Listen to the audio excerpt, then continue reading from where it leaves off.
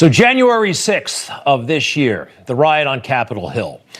This has been exaggerated, hyped, and sensationalized, I believe, by the left so they can achieve even more political power and tarnish those who oppose them.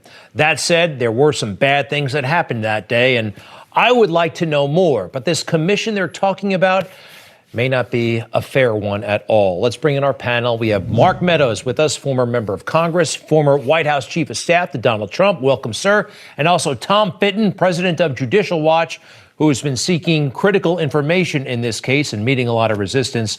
Welcome, gentlemen. Mark, first to you.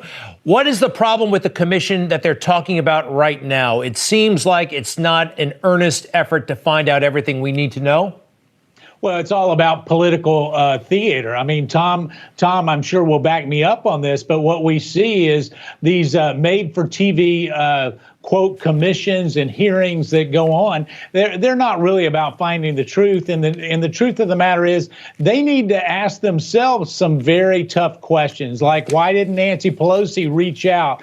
To my knowledge, she never reached out to the Trump White House. But listen, this is the only thing Democrats have.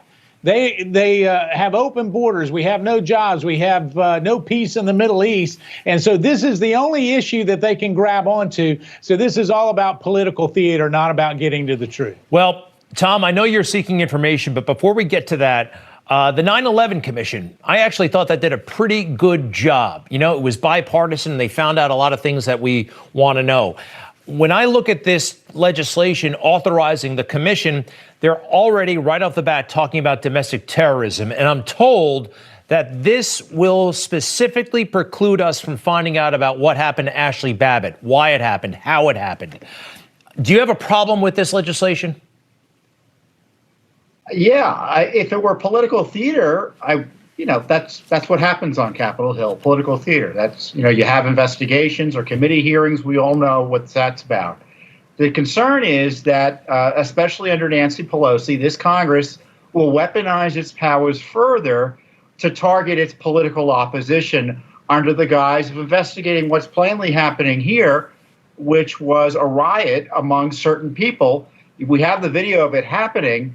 They want to go beyond that in the sense of trying to tie the president's political opposition or people who he thinks are his political opposition and harass them with subpoenas and such. Remember, it was this House of Representatives that we're fighting now over a subpoena they issued secretly for the phone records of the president's lawyer without court authorization. And they're saying they have the power to do that.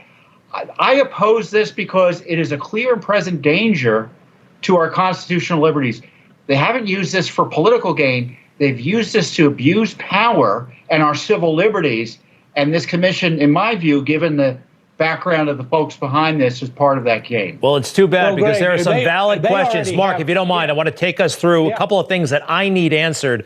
And I think we as Americans need answered. Who is this cop who seemed to be letting people in? We saw numerous videos like this. This officer is encouraging, directing people onto the steps of the Capitol.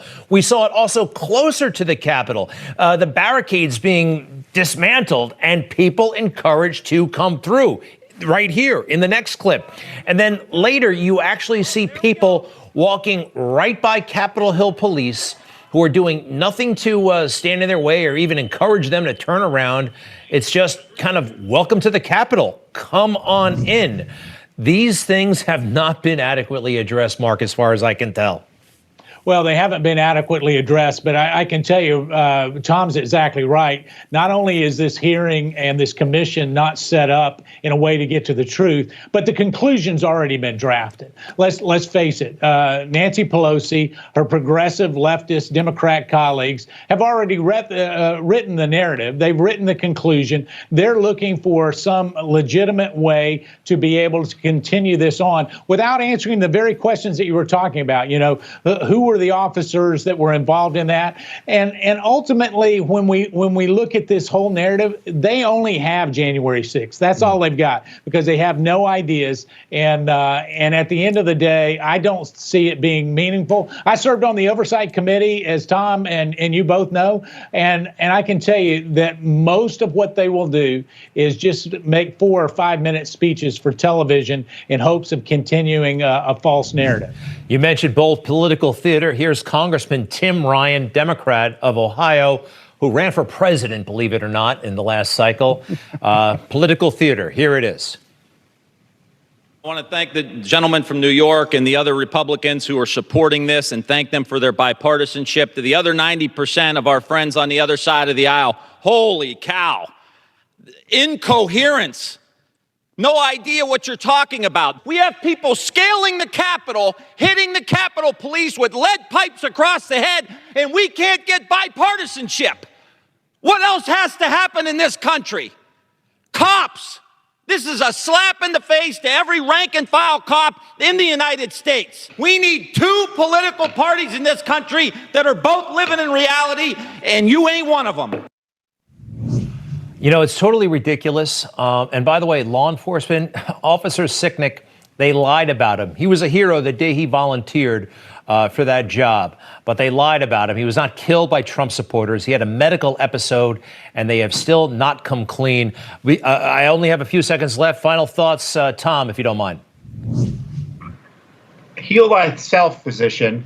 We're asking for information about what went on. We've had to go to federal court. The Capitol Hill Police is covering up what went on.